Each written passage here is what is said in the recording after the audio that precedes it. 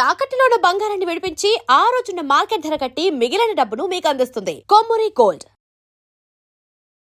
నమస్తే, నేను ముఖేష్. ఈరోజు మనతో పాటు ఉన్నారు ప్రముఖ ఆధ్యాత్మికవేత్త రాజేశ్వర్ శర్మ గారు. కొత్తపేట భక్తాంజనేయ స్వామి అర్చకులు, స్వామివారి ఉపాసకులు శ్రీ రాజేశ్వర్ శర్మ గారు మనతో పాటు ఉన్నారు. వారిని అడిగి మరిన్ని వివరాలు తెలుసుకుందాం. నమస్కారం గురువుగారు. గురువుగారు, రుక్మిణి కళ్యాణం, ముఖ్యంగా రుక్మిణి కళ్యాణం చేయడం వల్ల నిజంగానే వివాహం అవుతుందంటారు? ఇప్పుడు పెళ్ళి కానటువంటి యువతులు యువకులు ఎవరైనా అనుకోండి, చాలామంది మన ప్రస్తుతం సమాజంలో ఉన్నటువంటి సమస్యల్లో 3 సమస్యలు మనకు ప్రధానంగా కనిపిస్తున్నాయండి. ఒకటి వివాహము, 2 సంతానము, 3 ఉద్యోగం. అవును.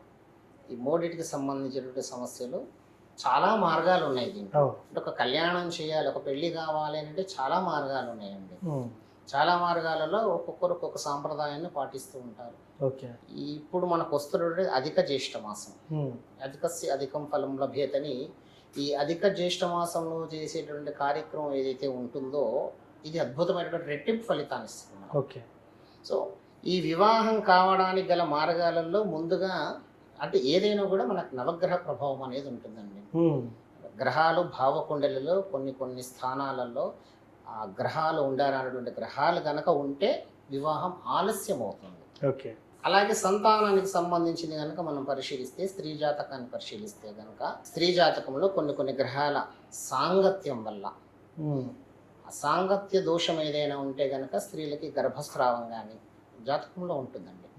గర్భస్రావం కానీ లేదా సంతాన యోగం కానీ, పుత్ర సంతాన యోగం కానీ, నిస్సంతాన యోగం కానీ, దత్తపుత్ర యోగం కానీ, ఇవన్నీ కూడా మనం ఆయా గ్రహాల యొక్క స్థితిగతులను బట్టి ఆ ఉండేటటువంటి స్థానాలను బట్టి మనం నిర్ణయిస్తాం.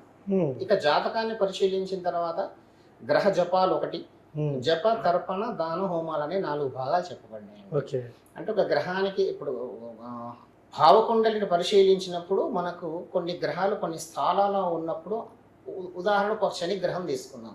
శని గనక నీచ స్థానంలో ఉంటే వివాహం ఆలస్యం అవుతుంది. 30 సంవత్సరాలు దాటాల్సి వస్తుంది. 33 సంవత్సరం వరకు కూడా వివాహం కోసం ఎదురు చూడాలి. మరి అప్పటిదాకా ఎదురు చూడాలంటే దానికి ఒక ఉపశమనం ఉంది. శని గ్రహానికి సంబంధించినటువంటి జపం చేయించాలి. ఆయనకు ఒక 19,000 సంఖ్య జపం ఉంటుంది. ఆ జపం గురువు గారి చేత చేయించి నల్ల రంగు నువ్వులు, నలుపు రంగు వస్త్రదానం ఇచ్చిన తర్వాత జపం 19,000 సంఖ్యలో దశాంశము తర్పణం చేయాలి. క్షీర తర్పణం అంటారు. అంటే పాలతో శనీశ్వరుడికి తర్పణం చేయాలి. దీని తర్వాత నల్ల నువ్వులు దానం ఇవ్వాలి. దీంట్లో దశాంశం హోమం చేయాలి. అంటే 1900లలో 10% అంటే 190, 190 సంఖ్యతోని మన నల్ల నువ్వులతో కనుక శనీశ్వరుడికి తిలా హోమం చేశామంటే ఖచ్చితంగా శనిగ్రహ దోషం ఏదైతే ఉంటుంది. ఇప్పుడు చాలా మంది పరిశీలిస్తున్నటువంటి వాటిల్లో 9 గ్రహాల వరకే తెలుసండి. కానీ ప్రతి గ్రహానికి ఒక ఉపగ్రహం ఉంటుంది. ఈ ఉపగ్రహాలలో మెయిన్ గా మాందీశ్వరుడు, మాందిని సాధించడం జాతకంలో ఒక భాగం ఉంటుంది. మాందీశ్వరుడు అని ఒక గ్రహం ఉంటుంది. ఈ మాందీశ్వరుడి దోషం వల్ల కూడా సంతానం కానివ్వండి, లేదా వివాహం కానివ్వండి, ఉద్యోగ స్థిరత్వం, జీవితంలో స్థిరత్వం అనేది కూడా ఆలస్యం కలగవచ్చు. గ్రహాన్ని పరిశీలించిన తర్వాత శాంతి చేయడం ఒక మార్గం. ఇంకా ఇది కాకుండా పాశుపతాలు నిర్వహించడం ఒక మార్గం, కళ్యాణాలు నిర్వహించడం ఒక మార్గం. శైవ సాంప్రదాయంలో అయితేనేమో గౌరీ కళ్యాణం అని చేస్తారు. ఇటు వైష్ణవ సాంప్రదాయం వైపు వస్తేనేమో రుక్మిణి కళ్యాణం అనేది చేస్తారు. సాంప్రదాయం ఏదైనా కూడా కళ్యాణం అనేది కావాలి. కళ్యాణం అంటే శుభాన్ని కలిగించేటటువంటిది అని. ఇప్పుడు మన దేవాలయంలో రుక్మిణి కళ్యాణం అనేది నిర్వహిస్తున్నాం.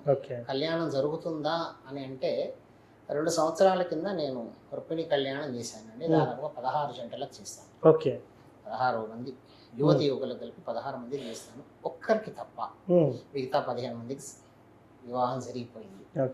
అయితే ఇప్పుడు అధిక మాసం వచ్చింది కాబట్టి మళ్ళీ కలిసి వచ్చింది. హనుమ దేవాలయం కాబట్టి నేను రుక్మిణి కళ్యాణం చేయాలనే సంకల్పంతో మళ్ళీ రుక్మిణి కళ్యాణాన్ని కూడా నేను నిర్వహించబోతున్నానండి.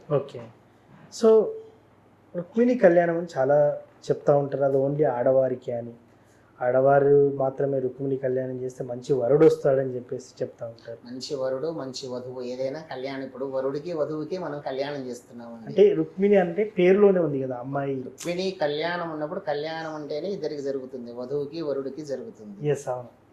వధువు శ్రీమన్నారాయణుడు, వధువు లక్ష్మీదేవి. వధువు వరుడు ఇద్దరు ఉన్నారండి ఇక్కడ.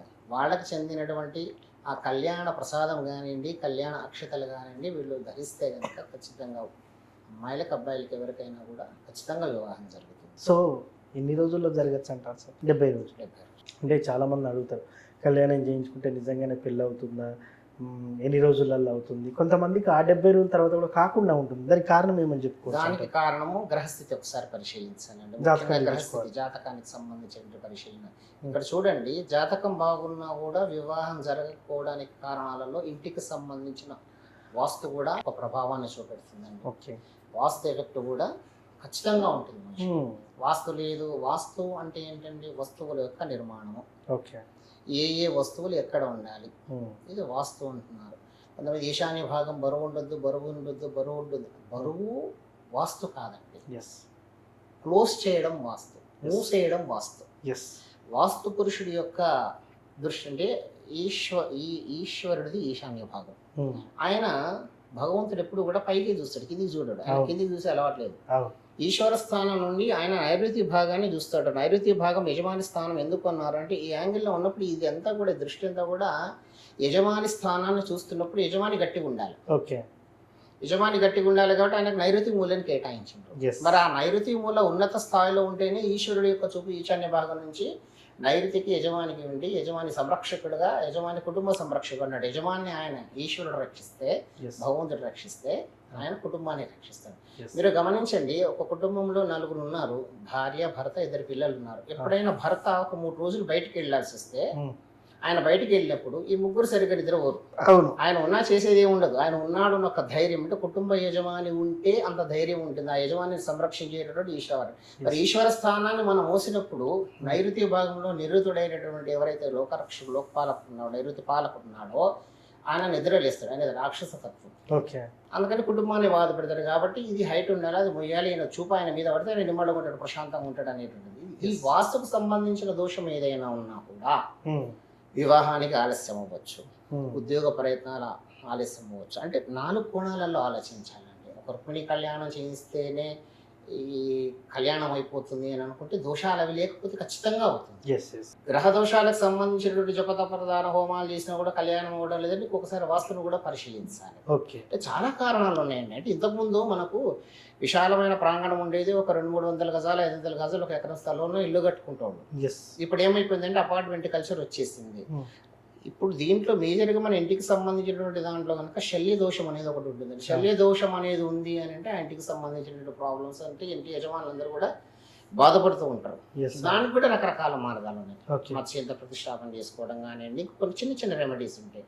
ఆ చిన్న చిన్న రెమెడీస్ కనుక మనం ఫాలో అయితే దీనికి సంబంధించిన దోషం ఏదైనా ఉంటుంది. జాతక దోషాన్ని పరిశీలించుకోవడం ఒకటి, శని, కేతువు, కుజుడు, గురువు, తర్వాత చంద్రుడు, వీళ్ళ స్థానాలను పరిశీలించి వీళ్ళు ఏ స్థానంలో ఉండకూడదో ఆ స్థానంలో గనక వీళ్ళు ఉంటే వివాహం ఆలస్యం అవుతుంది. ముందు దానికి శాంతి చేస్తే బహుశా రుక్మిణి కళ్యాణం వరకు కూడా వీళ్ళు రావాల్సిన అవసరం ఉండదు.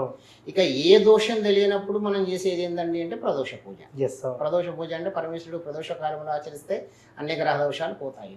సరే, మనకు ఉన్నటువంటి రకరకాల మార్గాల్లో జాతకరీత్యా గ్రహ దోషాలు, జపాలు, తర్పణ దానాలు, అలాగే హోమాలు, వీటన్నిటితో ఒక భాగం రుక్మిణి కళ్యాణం. రుక్మిణి కళ్యాణం చేస్తే మాత్రం అంటే నేను ప్రాక్టికల్గా నేను చేశాను కాబట్టి, గతంలో నేను చేశాను కాబట్టి ఖచ్చితంగా ఫలితం అనేది ఉంటుంది.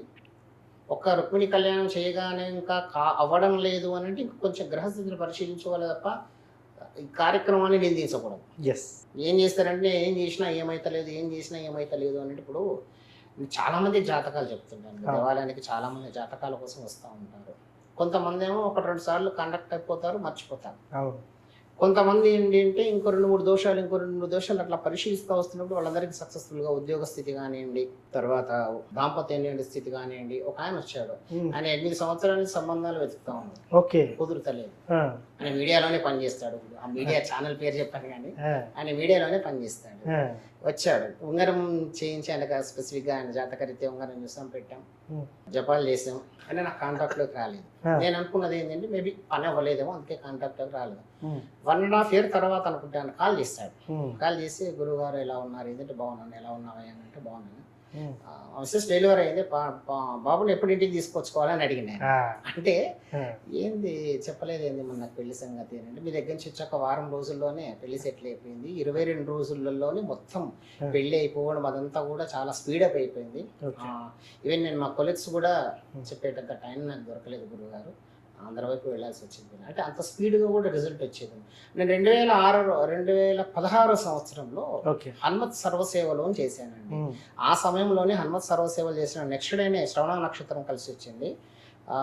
శ్రవణ నక్షత్రం రోజున దాదాపుగా ఒక 14 మంది జంటలకి నేను సంతాన పాశుపతం చేశాను. ఓకే. సంతాన పాశుపతం చేసి దాంట్లో ఒక్కరికి తప్ప మిగతా 13 మందికి సంతానం కలిగింది. ఆ తర్వాత అప్పటి నుంచి నేను ఇప్పటి వరకు దాదాపుగా 52 మందికి 58 మందికి 2 ముగ్గురికి తప్ప మిగతా వాళ్ళందరూ కూడా సంతానం కలిగింది. ఒకరికైతే తెల్లారే కన్సీవ్ అయిన వాళ్ళు ఉన్నారు. తెల్లవారే కన్సీవ్ అయిన వాళ్ళు ఉన్నారు. వాళ్ళందరూ కూడా ఎప్పటికీ వాళ్ళ పిల్లల జాతకాలు రాయించుకోవడానికి దానికి వస్తుంటారు. ఇదంతా కూడా క్షేత్ర మహత్యంగా భావిస్తానండి. అంటే ఆ దేవాలయ ప్రాంగణంలో ఉన్నటువంటి గొప్పతనం, అక్కడ ఒక వైబ్రేషన్ ఉంటుంది. మీరు దేవాలయంలోకి అడుగు పెట్టగానే ఒక పీస్ఫుల్గా ఉందండి అనే మాట చాలా మంది భక్తులు మాట్లాడడం నేను విన్నాను. పైగా 35 సంవత్సరాల నుంచి ఒక దేవాలయంలో సహజంగా ఒక గవర్నమెంట్ ప్రభుత్వ ఉద్యోగం అయితే తప్ప స్థిరంగా ప్రైవేట్ వాళ్ళు ఎవరు కూడా, అందులో అర్చకులు ఎవరు కూడా దేవాలయంలో స్థిరంగా ఉండరండి. సంవత్సరం 2 సంవత్సరాలు 3 సంవత్సరాలు కాగానే మారుతూ ఉంటారు. అని స్వామివారితో నాకు ఉన్నటువంటి అనుబంధము. అంటే ఇప్పుడు నేను స్వామివారు అద్వైతంలో ఉన్నాం అనుకోండి, అంటే నేనే స్వామి స్వామి నేనే అనే భావంలో ఆయనతో అలౌకిక ఆనందంలో ఉన్నాను కాబట్టి రుక్మిణి కళ్యాణం చేయాలనేది నాకు ఒక ఆలోచన, స్వామివారి సంకల్పమే అనుకోవాలి. అయితే ఈ రుక్మిణి కళ్యాణానికి కూడా ఇంకా నాకన్నా పెద్దవాళ్ళు ఉంటారు కాబట్టి సిద్దిపేటలో స్థానిక పురోహితులు ఉమాపతి రామేశ్వర శర్మ అని, ఆయన సిద్దిపేటలో చాలా మంచి అద్భుతమైనటువంటి ప్రవచనకర్త. అలాగే ఆయన ఎన్నో ప్రతిష్టాపన కార్యక్రమాలు నిర్వహించారండి ఆయన. అలాగే సోమయాజుల రవీంద్ర శర్మ అని, ఆయన సహస్రాధిక చండీ యాగకర్త ఆయన. అలాగే లలిత అమ్మవారి క్షేత్రాన్ని ఇక్కడ మెదక్ జిల్లా తూప్రాణం దగ్గర ఎద్దు మైలారం అనేది ఉంటుంది, ఆ ఏరియాలో ఆయన లలితాదేవి అమ్మవారిని నిర్మించారు.